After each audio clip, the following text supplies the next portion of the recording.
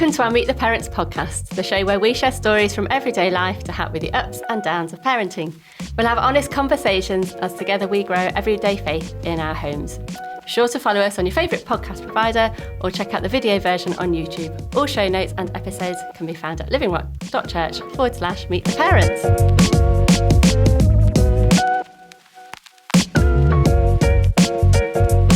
I'm Alex, married to Lisa, with 3 children, one of them's along today, aged 17 to 21. We know our experiences of parenting are all different, and we want to hear from other families about what's tried, tested, failed, and succeeded at. Together, we want to learn how God wants us to grow as a family that love Him. This podcast is a place where we can explore that wonderful variety.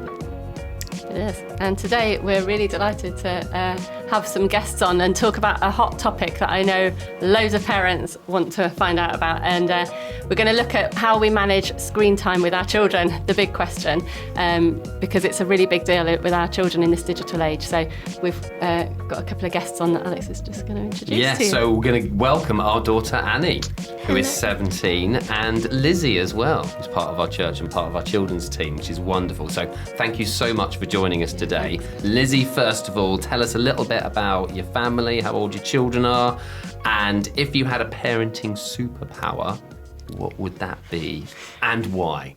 Right, well, my husband and I have got 2 children, got a 14-year-old daughter and a son aged 9. And I think if I had a superpower, a parenting superpower, it'd be to be able to read minds. It'd be very useful, especially with a teenager on the mind. I'm not sure it would always be great. Yeah. But yeah, I think that would be very useful. Oh, very good. Love that. And Annie, obviously not a parent. Yes. So you don't have a parenting superpower, but could you tell us a funny or embarrassing memory? But be kind, because we will have been there. Yes. I'm hoping we keep this the right side of. No, I'm sure we will. So I'm Alex and Lisa's daughter. I'm 17 and I'm doing A-levels at college. And a funny story, I think, would be when there's a video from when we were younger that you videoed. Well, obviously, when I was about 2, and Mum asked us all what we want to be when we grow up. And I think Nathaniel said he wanted to be something like a comedian dad. Yeah. I don't really know what that means, but whatever. I think Dad said he wanted to be retired, which makes sense. He did. And I wanted to be a fairy, so I thought it was quite good. I feel like it's taught me that I can just be whatever I want to be when I grow up. Yeah. So. Fairy or not. Fairy or not. I could be a fairy. I think I'd had a busy day at work. We were on holiday, actually. Oh, okay. Yeah, so that's cool. Right, so the online world, that's more serious stuff, thank you for that. But the online world is something that's all around us, and for our children is becoming very much part of how they live their lives. Digital media is something as parents we need to decide where we stand. Keeping our children safe online, building friendships, knowing boundaries are key elements as parents when we have to work those out and work those through. There are just so many screens our children have access to as well. Phones, smart TVs, tablets, laptops, computers. So what ways have you seen, Lizzie first, what ways have you seen screens playing a part in your children's lives? They're just everywhere, aren't they? I think if my 2 had their own way, they would be on the screens all day, every day. And, rather than watching TV programmes, they'll watch YouTube now. And they use screens for gaming. They use it for the homework. So it's not always necessarily just social, it can be quite academic things. And they're using them increasingly at school as well. So a lot of classrooms, I know my daughter's school, a lot of classrooms actually have the computer screens popping up from the desks. Wow. And my son has used VR goggles as well at school. Really? So cool. that's a normal thing for the kids to do. My daughter also has a phone, so social interaction, listening to music, and things like Pinterest as well. So it's just everywhere in their everyday lives. How about you, Annie? So as a teenager, yes, you are living this world, you are that child. So tell us where screens play a part in your life, in the everydayness. Well, as Lizzie said, they're kind of everywhere. But I think it's like it's just everywhere really. Because when I wake up in the morning, I go on, I watch YouTube when I have my breakfast, and then I look at my phone. So then I look at social media, and I talk to I message my friends on social media. What platforms are you on social media? What am I not on? So there's TikTok, which is one of the main ones. Instagram as well. I'm on Facebook actually, but that's not a normal one people my age would have. Yeah. There's Pinterest, like Lizzie said, which I love. That's the one form of social media that I do love, but we'll talk about that later. And there's like WhatsApp, Snapchat. Yeah, all of those ones. And what else do you use your screens for? And so my academic stuff as well? Yeah, so there's lots of academic stuff. So I do lots of revision when I'm on the bus to school on my phone, like there's Quizlet and little apps like that. Or we use Duolingo on our phones before we were going to France. Mm-hmm. And I use Spotify a lot for making playlists and like listening to music. Hasn't Nathaniel been learning Latin on Duolingo? Yeah, Nathaniel started Latin. He's doing that to help his education. But you also listen to podcasts on your way to school, don't you? You sometimes listen to like psychology podcasts to do psychology or physics stuff. Yeah. So it can be helpful for your education stuff as well. Wow. So next thing. So children are spending more and more time online than ever.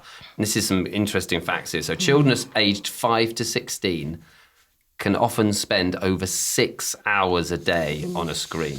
This is often double screening as well, which is like watching TV or YouTube while looking at a phone at the same time. So double screening, if you've not heard of that, is happening more and more. People even create television programs and they don't make them too sophisticated because they want people to follow the television program while they're also on their phone. Yeah.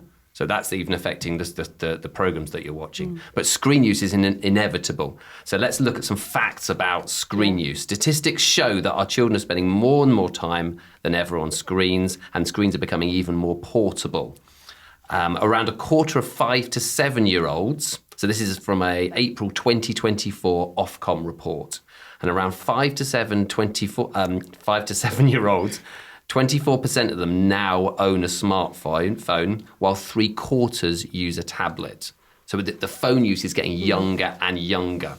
Compared to a year ago, a higher proportion of 5 to 7-year-olds go online and send messages and make video calls and watch live stream content. So that though the age is getting younger and younger, having more and more access online. Similarly, overall use on social media sites or apps is up among all 5 to 7-year-olds year on year, with WhatsApp, TikTok, Instagram, Discord seeing a particular growth among 5 to 7-year-olds. The statistics we've got the biggest statistics that we found were on 5 to 7-year-olds. That's why we kind of brought, isn't it? Yeah. And that they were the starkest ones. So that's why we've just brought you those. Online gaming among 5 to 7-year-olds has also seen a significant annual increase, 41% now, up from 34%, with more children of this age playing shooting games than ever before, 15% up from 10. So it's just there's a move. Yeah. To more social media in 5 to 7-year-olds, more online gaming, whereas I think a lot of the screen use for 5 to 7-year-olds would have been quite separate before, but now it's more on. But anyway, Lisa, next question. Yeah, I found a report actually this morning that talked about AI-generated stuff as well, because that's a whole factor that is really becoming prominent right now. And it talks about how Ofcom again in July did an assessment with 1,000 children in Great Britain aged 8 to 15, and it found that 50% of 8 to 15-year-olds said they had seen at least one deep fake online in the last 6 months, and 20% of them felt confident that they were able to report and identify a deep fake. So we're getting more and more of the and they're having to filter things at a very young age, in an age where they probably don't have those skills. I think that's something we just, as parenting, we need to bear in mind, that actually their world is getting really confusing, and we're having to be those who help filter that. But screens aren't all bad. We've given you some quite scary facts there, but they, as we've heard a little bit already, they're not all bad. They can be really useful. So what have you seen, Lizzie, as a parent and as a teacher, of the benefits of it? Because it adds a whole new dimension, doesn't it? It does, yeah. I think... Well, firstly, as a teacher, I couldn't live without them. I mean, I'm a maths teacher, and we use smart boards, and it's transformed my teaching. I've been using a smart board offered for over a decade now. Wow. And I just couldn't go back to the old way of doing things, where we'd have like a PowerPoint presented onto it's still a screen, but onto a blank board. But it just means that we can be adaptive to the what's happening in the classroom. And, it's always, we're just always being able to kind of take what the students are needing and adapt to it and actually teach them a bit more smoothly, I guess. Yeah. And also with like homework and, being able to communicate with them during lockdown, if we didn't have screens then, if we didn't have the platforms that we had, I mean, a lot of things got developed then, but it was a massive thing for our students to still be able to do some learning. And yes, it wasn't ideal, but the fact that we could still communicate and check up on their well-being, as well as be able to try and continue their education, they didn't fall behind as much as perhaps they would have done otherwise. So for teaching, it's invaluable.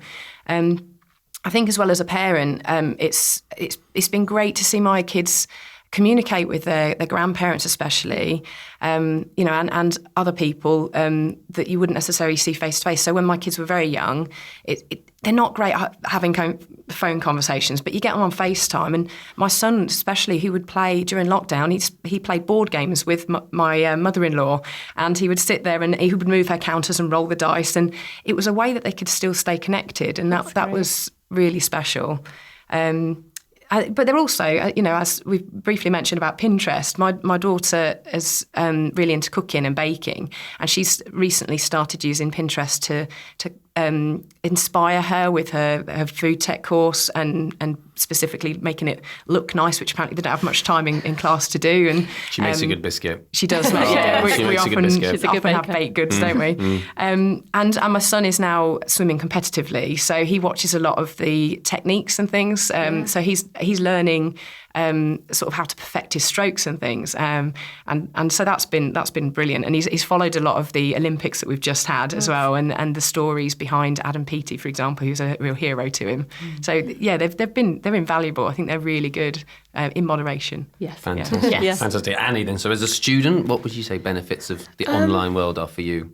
Well, I think as a student especially, like again, as I said earlier, being able to revise on my phone and just going, like, I can take photos of my notes and I can quickly just go through them after the lesson when I'm on the bus home and things like that. And also it's really helped me at school as well, especially because last year I moved to a new school and meeting new friends and everything. So it was really helpful, so I could like message them after and be like, could I have your Snapchat so we can talk about the lesson? And I'm in group chats for all of my classes. So it's really nice that's to on be WhatsApp, like, isn't it? That's on, no, it's Snapchat, but yeah. Well, no, one of them's on WhatsApp. But it's really nice to be able to, like, if I'm stuck on a homework, I can just be like, guys, how did you do this? And things like that. So that's been really helpful. And also on TikTok and Instagram, that's it. There's lots of Christian influencers around lately. And they've really helped me with my walk with God, because lots of them do podcasts as well that I listen to, but the social media led me to the podcast. And they've really helped me. They've just been really good influences on me. So there's, like, for example, there's Ali Yost and Career Wellington. They're really helpful influencers that are good influencers, which is hard to find. So yeah, they've really helped me.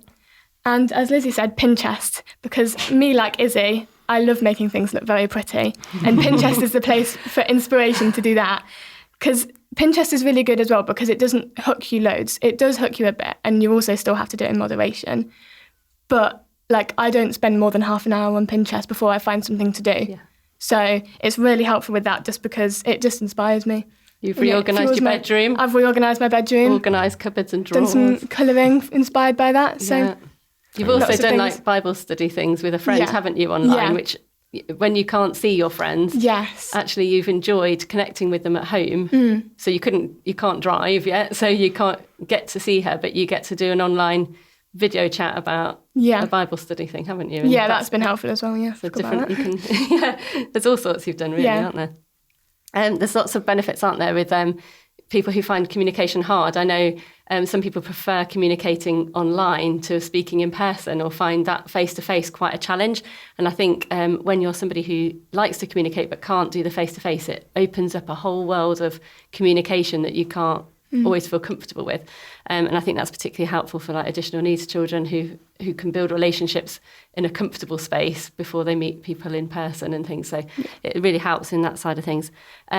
So it's obviously quite an addictive world out there. So why do you think we're easily drawn into that world? Because it's created to help us, isn't it? So why do you think we are so easily drawn into it, Lizzie, to start with?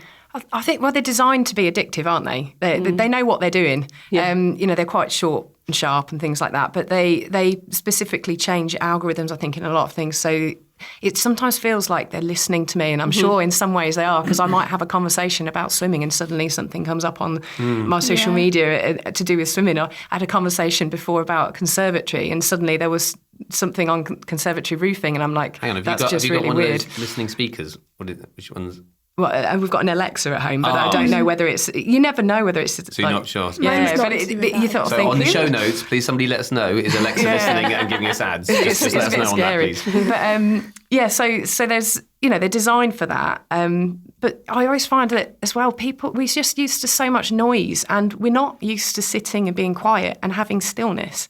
And I find that when you sit on a bus or a train, or even at the swimming pools, I spend a lot of time at the swimming pool.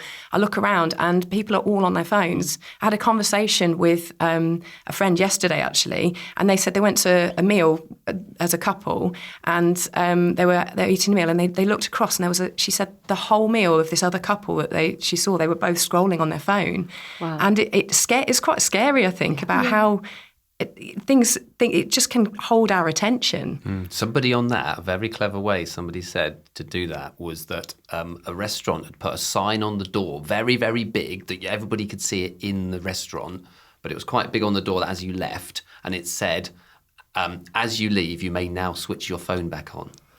So it was just creating the culture that when you're in our restaurant, you shouldn't have phones. But I just thought it's quite a clever way of, rather than bossing people, it was just saying we've got an attitude. But I think more and more people are going to think of ways to keep phones clear. But anyway, sorry, continue. No. I was actually just reminded, something you said to me a while ago, and you challenged me about when, because I had Facebook, and the little dot, the notification being there, makes you click on it as well. Yeah. And I think that's another addictive thing. Bit. And so you said, well, switch it off. So I switched it off, and I'm hardly on it anymore. I could click on it maybe once a week, where I was on it for perhaps an hour a day, or something. I was scared about how much it was like drawing me in, I think. And just that little red dot, I have to clear it. There's something in me. Totally and they know that, don't they? Somebody else said as well that if rather than just scrolling through everything, somebody else said go down to the bottom, click on feeds, and then click on friends.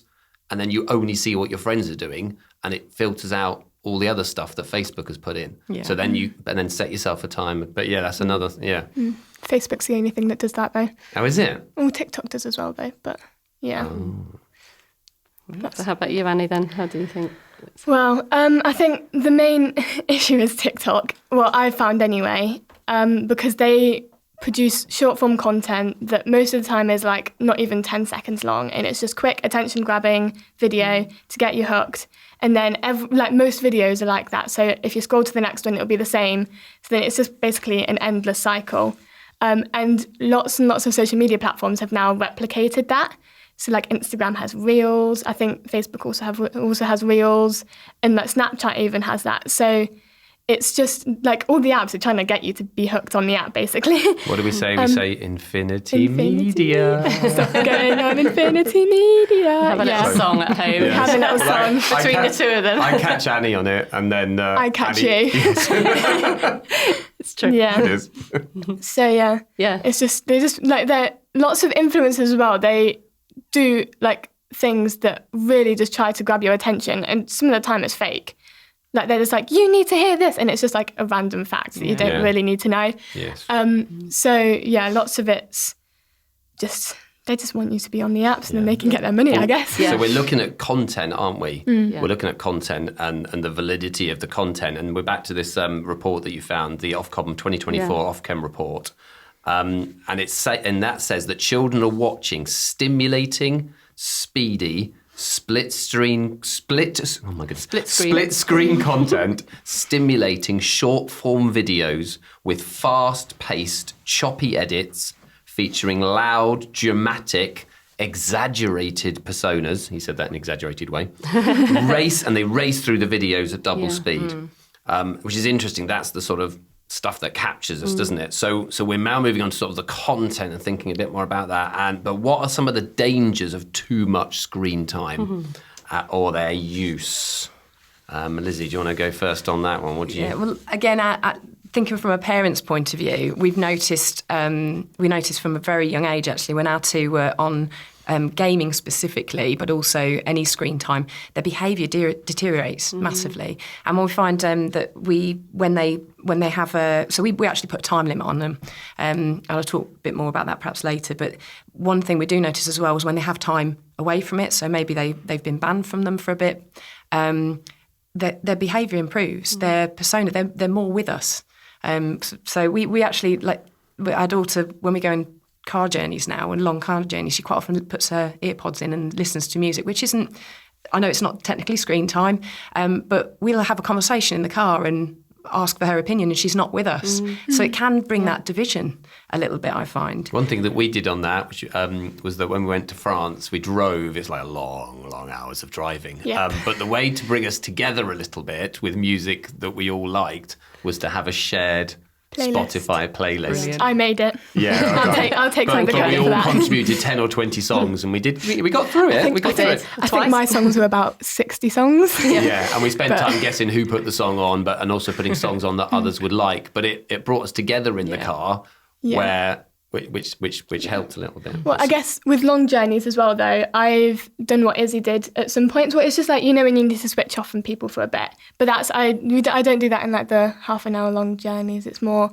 if we're driving for like more than an hour, then sometimes I might switch off, listen to music. But you're saying that's good. That it's good to bring them back into a conversation as well. I think one of the dangers is you have to be actively thinking. I mean, you've actively thought, do you know what? We want to be together in the car. We want to use this time for family time. And how can we do that? And you've had to be proactive in that. And actually, a lot of parenting around screen time is you're having to be proactive. And I think if before that wasn't an issue, so you would be bored and you'd be creative because you're bored. But now people aren't bored because they've got things all the time. But it does bring, it's the danger, of separating people. It can bring people together, but actually only if you're proactive in it, I think. But I think, the few things that I would say that worry me as a parent are the fact that, you say about infinity scrolling and how YouTube, my kids, as I mentioned before, watch YouTube, but it will click from one and it will say, oh, look at this next one, or look at this next one. And I think there's certain YouTubers that I'm happy for my children to listen to, and there's certain ones they don't. And they know the boundaries and they're pretty good. They stick to them. But if there's somebody straight after, oh, we recommend this or we recommend that, and they might be curious and click on it, and suddenly you realise that that's not so bad, but then it'll go to something else that might be, and it's not really appropriate for them to be listening to. So it's that. Yeah. It's how to manage yourself, isn't it? Yeah, definitely. Hard skill. And, I feel other things, so we go back to the kind of social interaction, communication as well. I think especially with teenagers, when they're quite actively, or younger children, if they're on their phones, they misinterpret messages from each other. So, it's hard enough to have a conversation. I get emails, for example, from work, from my colleagues, and I think, oh gosh, that sounds really harsh, but I know them well enough, hopefully, to realise that actually they're just being efficient in their job. But actually for children or young teenagers who get a conversation, I've had lots of conversations with my daughter saying something, I say, oh, that's so stupid. You can say something like that, or, you could be like, oh, that's so stupid, but you'd lose the tone of voice. And my daughter always takes a mick at me for using loads of emojis, but it gives, it shows that I'm doing this in a joking way. And I don't know whether teenagers use many emojis or whether it's just parents and we're the old-fashioned ones. Or we use emojis, but I agree with you. I've had many instances, especially when I was younger, where I've been in an argument with my friends. I've just had heated discussions with my friends because there's just been issues and things. But but we've been texting while doing it, and it's just really hard because so much is misinterpreted. Yeah. And so like if I like someone could just say something and then someone takes it completely the wrong way and it escalates it 10 times more, and it's like, oh, if we were just in person. And it becomes a whole thing then, and teenagers cannot escape their phones now. You can't escape bullies, for example. I used to be able to go home after having maybe an altercation with somebody at school, and then I had time at home. We all had time apart to relax, to sort of kind of think, oh, that was so silly, and get together the next day and say, oh, but they don't have that time. It's constant bombardment, or it can be. So that's, and the last thing I'd say with the dangers, especially, is there's actual physical effects of you. I mean, there's students that I've heard online. It's only something I've heard on reports that have actually got their necks kind of turned down. They have neck problems because they're constantly looking down on them. But it does, because if you watch yourself, if you catch yourself on your phone, you'll notice that if you're there for hours like that. So I presume, is that something that would affect somebody later in life? So when you see an older person who's got more of a, that could be, it could be for different reasons, but sometimes that is from sitting at a computer for too long. But actually that's hitting people earlier in life. A lot younger, yeah. And I think, there's other things like I've been to the opticians with my son not long after lockdown, and his eyes deteriorated quite well. And I'm quite badly short-sighted, so it wasn't a surprise. But they said that an awful lot of people have developed short-sightedness a lot quicker because they've, during lockdown, they weren't outside. They were having a lot more screen time because it was entertainment, but also their work was online. Yeah. And so, we've been advised by our optician to have 30-minute periods of screen time and then be away and get outside more, really, and it makes a big difference. I think it can make us quite lethargic as well, can't it? Just sitting down. Let's talk about that. What sort of things would you say? Well, also, you've just reminded me, because I found this thing a couple of years ago, actually, is if you look at your finger, if you go on your phone quite a lot, I've got like a dent in my finger here, because that's where I hold my phone, and that's where my finger goes. Yeah. Shocking. Wow. So it's just the little things. You're like, oh, that should have been on it a bit too much. But yeah, I think for me, it's been also, if I've been on my phone for too long, I've realised, I've not actually talked to God much today. And it takes away from my relationship with God a little bit.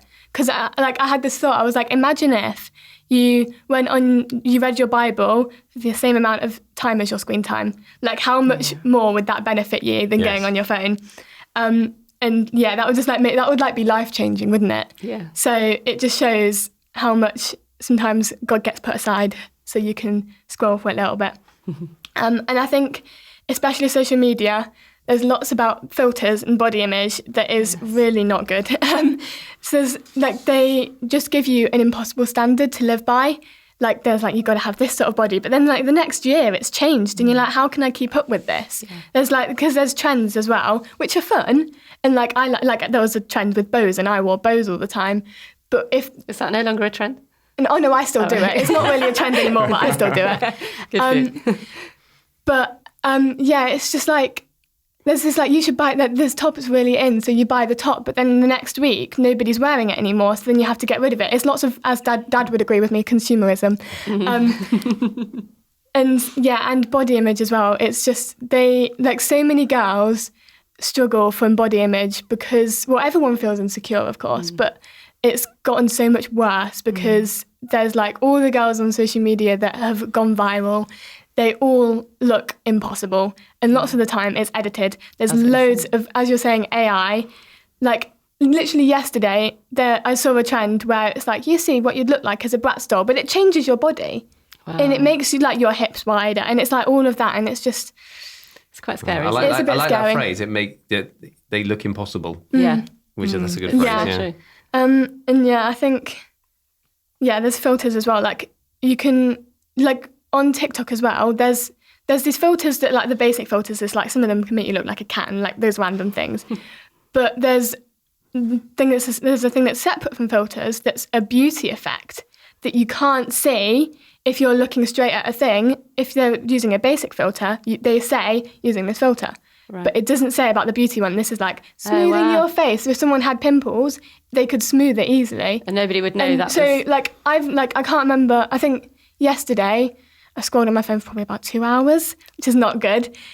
But I think there was one video where obviously some people do have really good skin, and that's an obvious thing, but there was only probably 1 or 2 videos where someone, like I saw someone's spots and like someone's like different colours on their face. They were and either stuff. covered with a lot of makeup or covered with filters. Yeah. So it's just like if you're a 8-year-old girl on social media and you're scrolling through these, you're like, how am I supposed to look like these girls? Yeah. It's insane. And also, lots with these like younger children, they are scrolling on social media and they see like these products that these 20-something girls are using, and they're like, oh, I should use that, I'll buy that. And also these are like 50 quid products, like mum and dad would never let me buy those.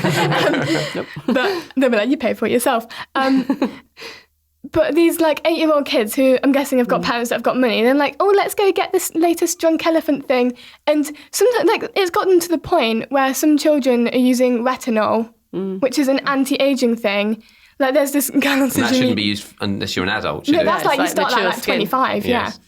And I've seen this video where there's this girl, and you can't tell whether she's like, she could be a 40-year-old woman or she could be a 10-year-old girl. You can't tell, and she uses so much skincare, and it's just like you can do a bit of moisturising and a bit of lip gloss, and I think that's probably about right.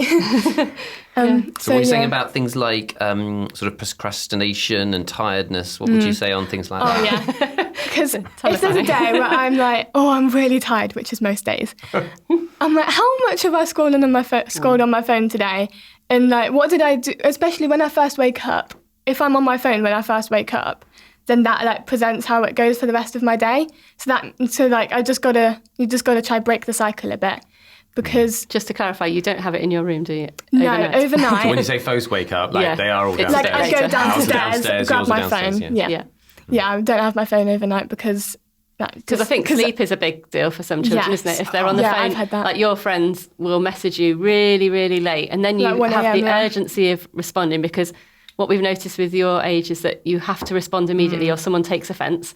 So if they message you back at 11 at night and you're going to sleep, you feel compelled to reply, or else it's seen as rude. There's definitely a culture of urgency with everything, isn't there? I even noticed that in teaching as well. So I have a lot of students in specifically sort of, year 10 and 11, and they are on, they're falling asleep in my lesson. And I'm like, what time did you go to bed last night? And they're like, about 2:30. And I was like, well, why? So I was on my phone. They were scrolling, and they'll go to bed at maybe 10 o'clock.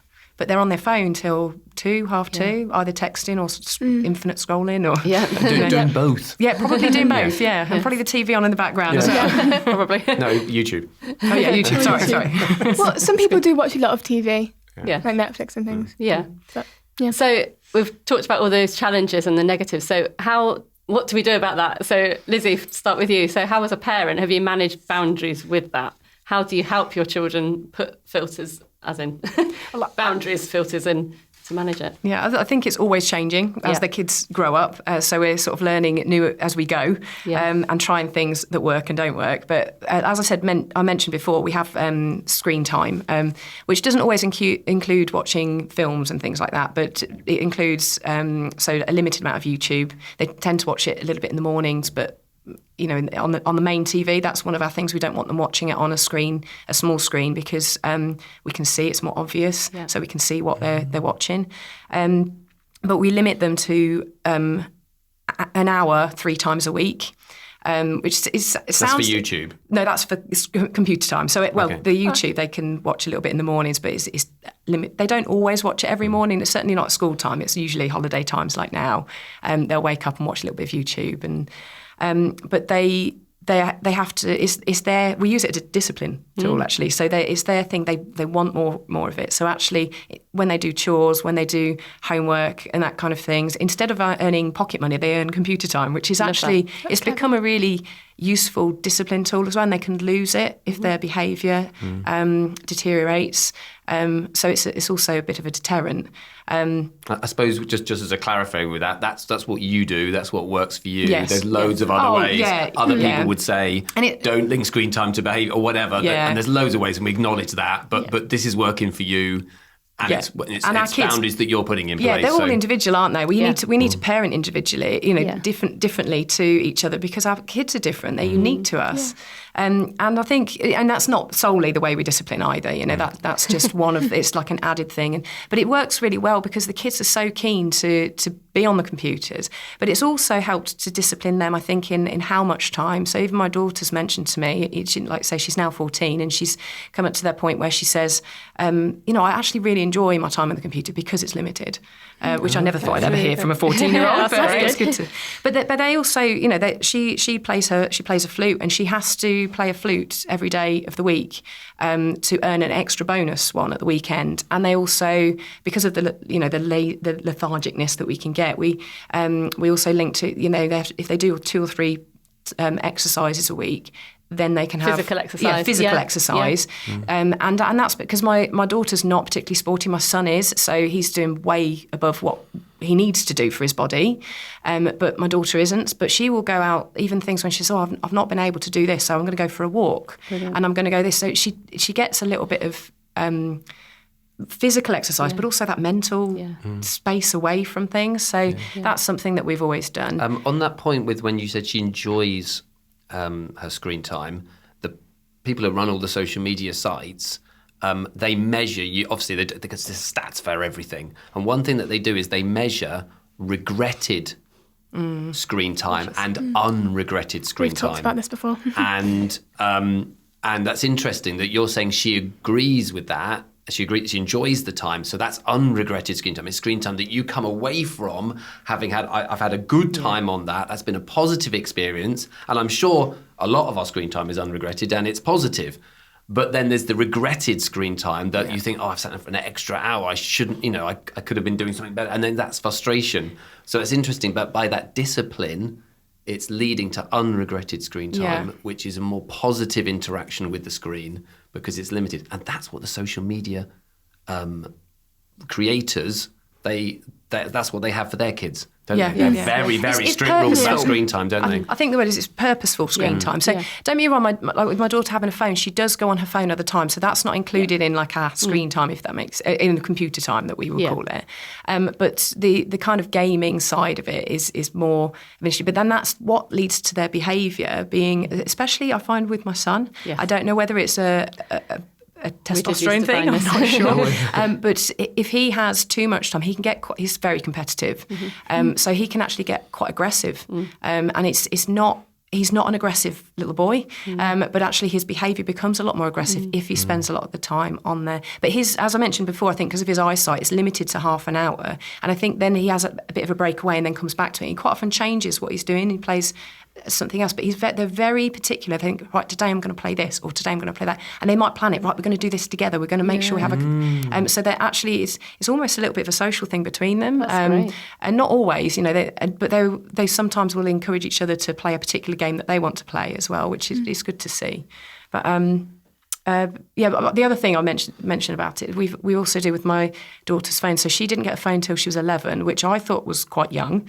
Having said that, a lot of her friends had them year 5, year 6, and now like my son, he's just about to go into year 5, but some of his friends have had it since year 2. Which I mean, how old is that? Is that 7? Yeah, which seems crazy. And I think they have them as games to start with, but it terrifies me because I've seen the effects as a teacher about all the kind of bullying that happens, and we've experienced a little bit with my daughter. And they're so young, and what they're actually able to get to in secrets. It's a small device; they can hide it from you. Oh yeah. So when my daughter got one at 11, we decided to do that because of her going to school and walking to school. In hindsight, I don't think we needed to, because first year she didn't actually use her phone to school. She was so worried about it being taken off by the teachers and seen. She didn't actually use it. So I was like, well, why did we feel the need?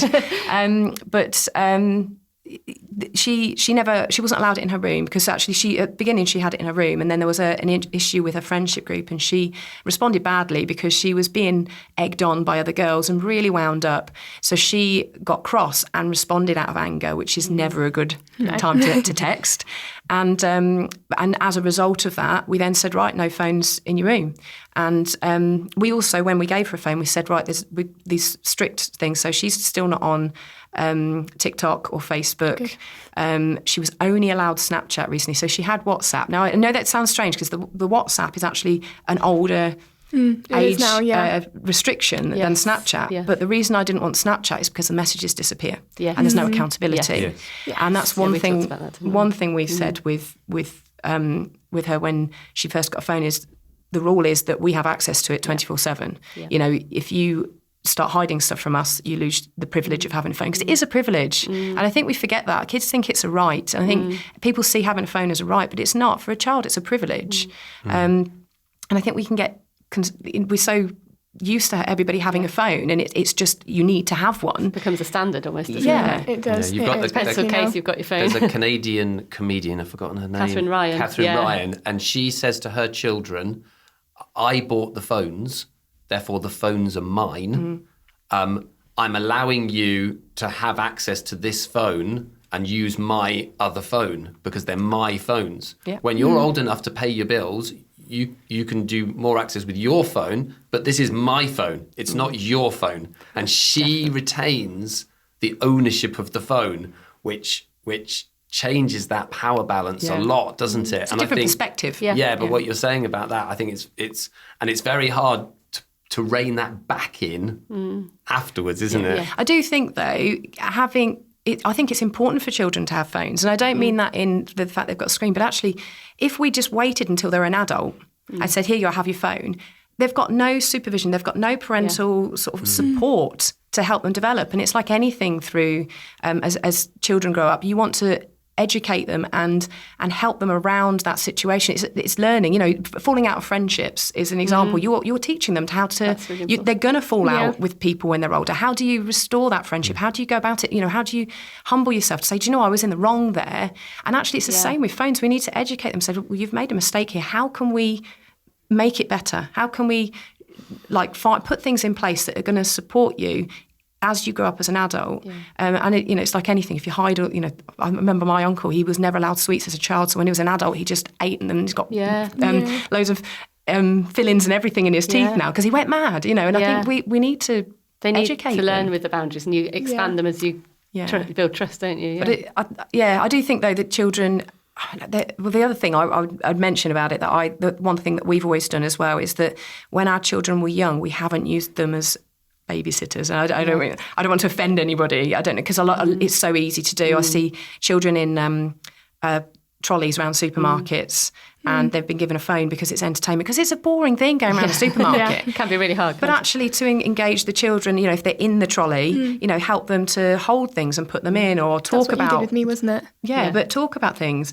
Whereas actually, and again, like at the swimming pool, the kids are just being handed a phone. Whereas before my son was swimming and my daughter had an hour swimming lesson, we take a book, we take a game of Dobble. Or you might chat to people next to you. We talk to people next to me, which I don't have a problem with usually.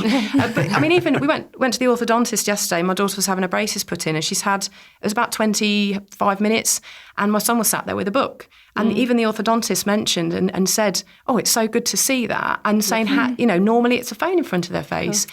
And actually, I'm not saying we all need to read more. It's not on that, but actually, there are other things that you can use to entertain your children, which are perhaps more healthier for them. And I think it helps speech and language, doesn't it? Because we're seeing more children struggling with language development at a young age. And I think part of that, there's a whole lot of issues. And I think a lot of it came through the lockdown time. But because children ended up just looking at something that fed them, they haven't always learned how to have conversation and play and just enjoy interaction in a social setting. I actually had a conversation with the same friend that I spoke to about mentioned earlier, but she works with children with special needs, and they were saying about the brain. She knows somebody who's a speech therapist, and said they used to have problem with the actual sort of saying particular words and making the sounds, whereas now it's more their language is just not there because of the screens, effectively. Interesting. So Annie, just on that, about you managing screen time. Obviously, as parents, we've not done it perfectly. We're learning. We've made mistakes. But what things that we've done have you found that have helped you the most? Yeah. Well, I think one thing I've just remembered as well is because obviously both my brothers, I've still got two brothers that you manage screen time with as well. Well, less so with the eldest, but yeah. Yeah. Nathaniel doesn't need that. He's fine. But I was born the same year the first iPhone came out, so that it's always been in my life. You're only as old as the iPhone. 2007 or 2006 was the first time the iPhone came out. Yeah. So I feel like you've had to definitely be more on it with me about screens. Like we, when I was younger, we had Hour Pact. So that was where mum and dad could track how much was on my phone. They could ban it at specific times. So it was probably like 9, 8 p.m. when I was younger.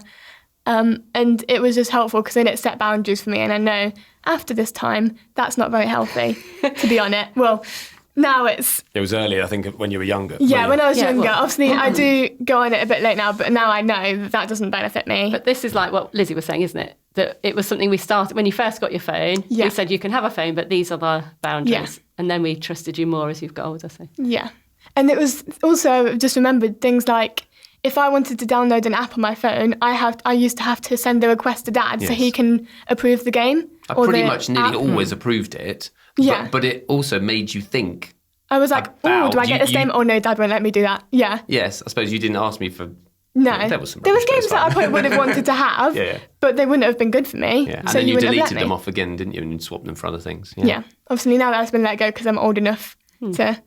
well, I had to ask for it. It was quite recent, though, wasn't it? It was recent. It was only, a year, 6 months ago? Yeah. So, now I only download apps that I know will benefit me. Very good. And one of the things that we mentioned earlier was that we don't have our phones in our bedrooms overnight. Yeah, so where do you put we have a family charger downstairs. Yes. And then people say, but I need my phone for an alarm. Well, get an alarm clock. And I do think that is really important. Buy your child an alarm clock to get out. Obviously, they may be louder, but then they haven't got the phone by the bed. They're not using it last thing at night. They're not waking up in the night and using the phone. They're not going on it first thing in the morning. At least they have to walk downstairs to pick it up. But I do think getting an alarm clock is a really good thing. Yeah, definitely. Cool. I'd like to show a few books, actually, that I've been reading to kind of inform me as a parent, and I just thought I'd recommend a few to you. There's because it can be quite a difficult world to navigate all the different games that are out there, all the different apps.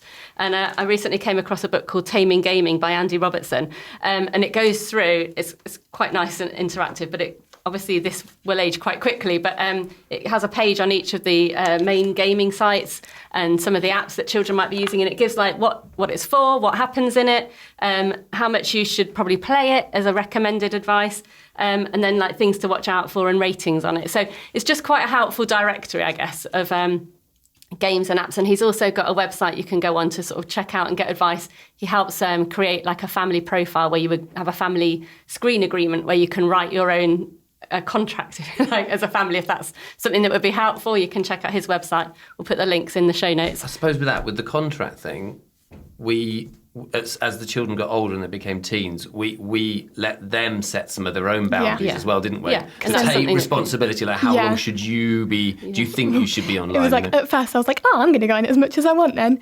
But then now over time, I've had to eliminate some things.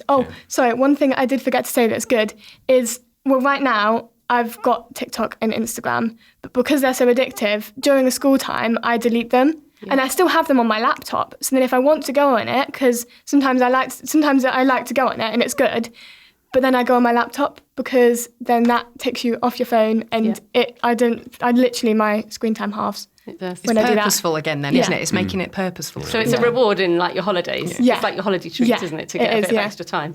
Although you're still doing lots of work, so you're still learning to manage that now. There's another book, Care for the Family. Care for the Family's Catherine Hill has written. It's a recently updated edition as well called Left to Their Own Devices. Really good practical tips there on how to manage the world of screens, sort of from a Christian perspective, but more... Sorry, not overtly Christian, but definitely more of a godly angle on things, looking at addiction and gaming and even pornography and things like that with our older children. So that's really one to recommend. And then you can see from the tabs, I've really enjoyed digging into another book recently that's a bestseller at the moment called The Anxious Generation. And I don't know how you say his surname, but I'm going to call him Jonathan Haidt. But it's called How the Great Rewiring of Childhood is Causing an Epidemic of Mental Illness. And I'm just going to read you he's got a sort of 4 points of reform that he recommends in light of some really heavy research that he's done. It's mainly an American-based research, but they've looked at the impact of screen times and digital media on children at different ages. And there's some quite alarming statistics about how children can't filter at certain ages. Biologically, they're not wired to filter fake things from truth. They're not wired to know how to discriminate right from wrong. So he's kind of putting out a word of caution, I guess, as a conclusion to his research that says, let's get children in touch with the real world. Excuse me. So he suggests that going forward, we should have no smartphones before high school, that we should delay children's entry into round-the-clock internet access by giving only basic phones. So like we call them a burner phone, maybe like literally it's just a game or it's just for emergencies only kind of contact. I think schools on that, and some schools I think are starting to talk about if they allow phones, That's they're going to allow... 3. Oh, is it? Oh, come on. So I'll come to that one. So he suggests no social media before 16. So he suggests that you let children go through the most vulnerable period of brain development before connecting them to a fire hose of social comparison and algorithmically chosen influences. It's not all heavy language like that, but it's just until their brain is ready to process certain things, actually put those parameters in place. And then he says he suggests phone-free schools. You did have that. Your school brought in phone-free daytimes. It was used in the classroom sometimes by permission that was from high teachers. School as well, though, so so he suggests that students should store their phones, smartwatches and other personal devices that can send or receive texts in a phone locker or a locked pouch throughout the day, the only way to free up attention for each other and for their teachers. So the teachers aren't having to manage children with phones. Yeah. This is an American thing. It's obviously, it could be a bit more prevalent there as well. Sorry, can I say something? Children will still get around it. That is inevitable. Oh, yes. There is that. If I was in a class in high school, even though we had a phone-free rule, there was still probably about 4 kids scrolling on their phones. But it helps. It reduced. Yeah. And then number 4, he suggests, which I'm quite an advocate for, is far more unsupervised play and childhood independence. And he talks a lot about allowing our children to have risks physically, doing things that are more dangerous and learning to manage risks. So then when they go online, they know risk management strategies and ways to manage that, but also just real world play, because that biologically is far better for their child development than sitting looking at a TV programme, for example. So that's a really good recommend. All links again in the bottom of the show notes. Just on that as well, so the school that I work at, I've heard rumours, I'm not quite sure if it's going to happen yet, but I know that other schools are bringing in the burner phone for the current year 7s, well, the year 6s coming into year 7. So they're going to phase it through. So they're going to phase it through. And that's become, the government is sort of encouraging that. And the main reason is for the amount of issues that we have at school, arising at school, and the amount of time that the heads of year are having to do, or the pastoral carers, whatever you might call them, that would have to spend on dealing with issues that have arisen through that, but also as a child protection thing. You know, if you take a photo of a child at school that's not supposed to have a photo, whether you're a child yourself, it's becoming a huge problem, because obviously those images can be sent anywhere, and unfortunately we're going through that. You know, there are a lot of issues. I won't go into all of them, but also we spend a lot of time within it might be CPS at HE or citizen lessons, those kind of lessons, they're all called different things in different schools, but they are, you know, we spend a lot of time talking about fake and real, and because they don't. So I mean, that book really interests me, because especially the amount of anxiety that I see coming through with teenagers. And I think it's not all down to just social media and screens and things like that, but I think I've certainly noticed a lot more in the last 5-10 years of the students becoming anxious, and I think a lot of it is down to that, unfortunately. I think you're right. So moving on to sort of the spiritual aspect of this, Lizzie, have a little think about how we can spiritually parent our children to make wise decisions about their use of screens. So things like, you know, how does it balance with praying? And he mentioned that earlier, keeping Jesus at the centre, and just like the check of the spirit and things like that. What have you got to sort of say on that? Yeah, I think one of the biggest things is, as Annie said, about the amount of time that you spend on your phone, and actually how we almost worship our phones now, and we put them before God, don't we? And I think it's challenging to, first of all and foremost, ourselves making sure that we show a good example, because kids watch us, don't they? Our children will be watching us all the time. But, seeking first the kingdom of God and actually doing that before. I love the fact, you're not got your phone in your room, because actually, yes, you might go straight down to your phone, but you've had time and opportunity before you've gone downstairs to pray. Yeah. Whether you take that or not is your choice, But that's the same thing that what we do with our children. So with my daughter as well, we have the same kind of limits on the phone. So hers goes off at 8:30, which might seem really quite young, early, but she goes to bed quite early. She's an early riser. I know she's a teenager, it's strange. But so that goes off at 8:30, which means that she's got plenty of time. We've encouraged our children to chat to God from a young age, before they go to bed especially. So their mind's on the right thing when they go to bed, on the right person. So that gives her plenty of opportunity to be in her room and have a time with God. Again, it's up to her whether she takes that. Obviously, we can encourage it, but it's onus is on her. And I think the other thing is that is the apps that we use. So you've already mentioned about TikTok being quite addictive and things like that. So Instagram and TikTok are ones that my daughter's not on, which are her age. Pretty much have been from a young age, but we explain to her why. But the main thing is because they're as Annie has said, that they influence who the world says they are. Yeah. Yes. Whereas I want my children to grow up knowing who they are because of who made them. God has created them. Yeah. They are in His image, and I want them to learn that. I know how important that is for their identity to be in Christ. And that is a harder and harder battle I think we're facing as parents, to teach the children to do that. It's something I'm really passionate about as a youth leader as well. It's something that I've actually talked to youth about before, and I'm very passionate about, and would happily talk again and again until they go, yeah, we know, Lizzie. But it's so crucial that they know who they are. I think the Proverbs as well says, train up your child in a way he should go, and when he is old enough, he'll not depart from it. Yeah. And I like what you said about Annie, in the fact that you have now released her into having her own screen time, which is right, because she now needs to make those choices for herself. And she's making wise choices because you've shown her how to do it.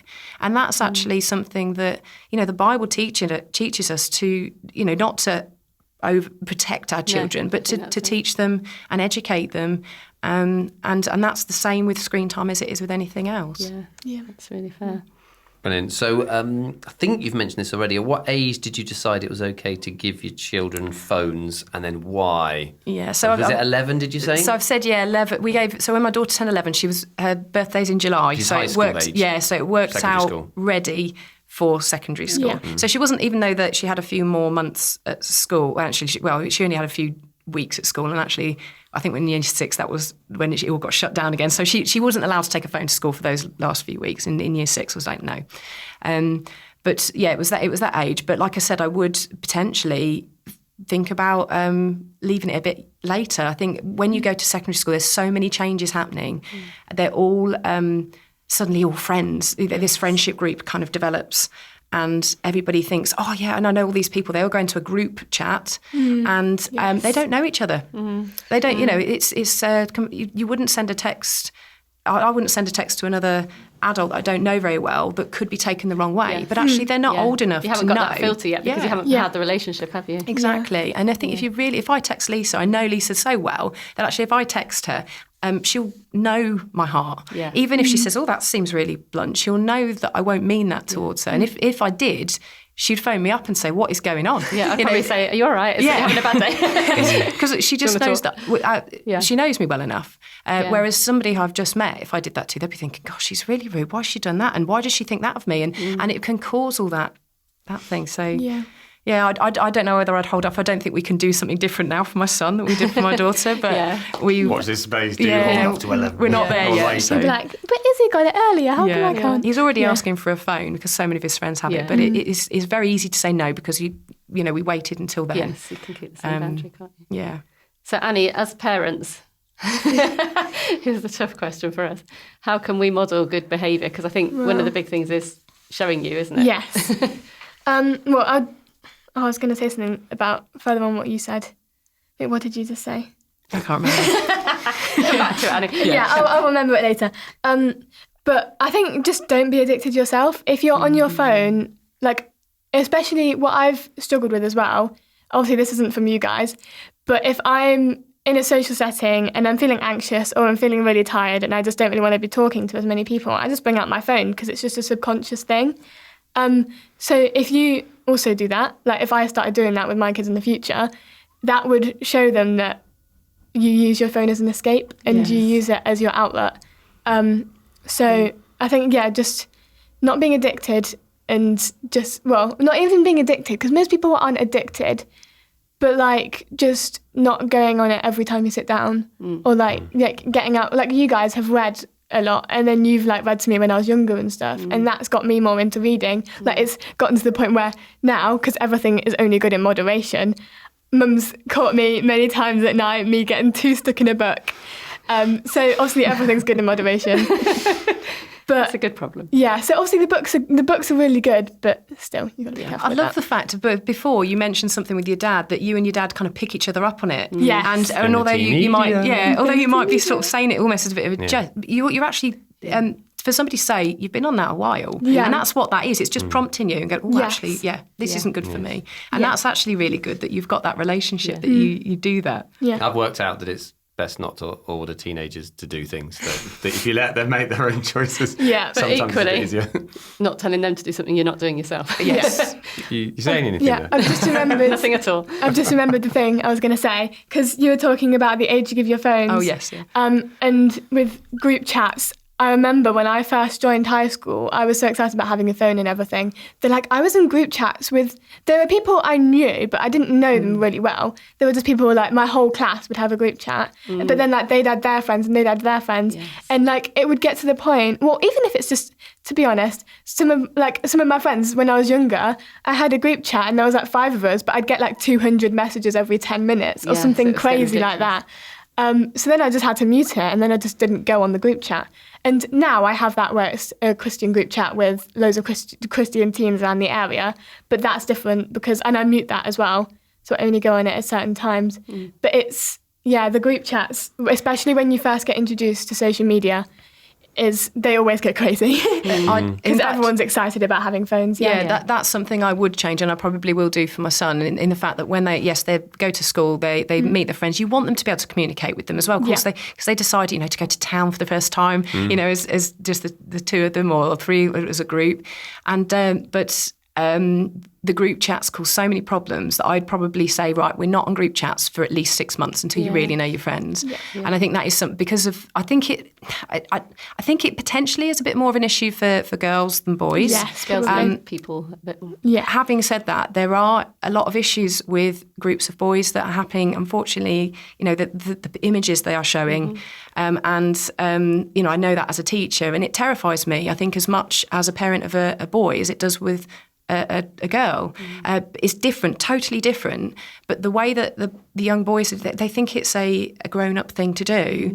And actually, I don't, when they first become friends, especially it happens in groups, so when they first become friends, I think that's the biggest danger in my mind, or the biggest fear, I suppose, in my mind, that actually I'd want to protect him from. So once he knows his friends, and also once I've had the opportunity to meet them, because that's something we do, we very quickly invite their new friends round, so we actually get to kind of understand them a little bit, and get a bit of context as well. We said that to you, didn't we? We said you couldn't have friends on your phone who weren't friends in real life. Yes. People you had conversations with. So that's when your group chats ended, in that you didn't know the friend of the friend, so therefore we didn't want you in conversation with them. So you only were friends with people you would then go and see in person another time. Yeah, because that's what lots of, like, how it's, people always talk about online safety, and like if you like be careful who you meet online, there could be like a creepy old man.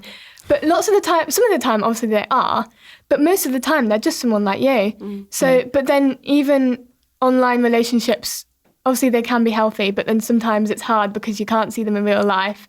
And I've had lots of secondhand experiences with that. And that's where it just gets difficult, because you just don't really, how much do I actually know you? Yeah. And so wonderful. So let's draw it to a close. Yes. To finish off then, 3 points, just to summarise. I've got to try and summarise it down to 3. There's a lot to say. What would you say? Navigating screen time in the home and etc. Lizzie, 3 points, and I think, Annie, you're going to do a couple, aren't you? So I think the first one would be limiting screen time for us. That's biggest advice that I'd give somebody as well.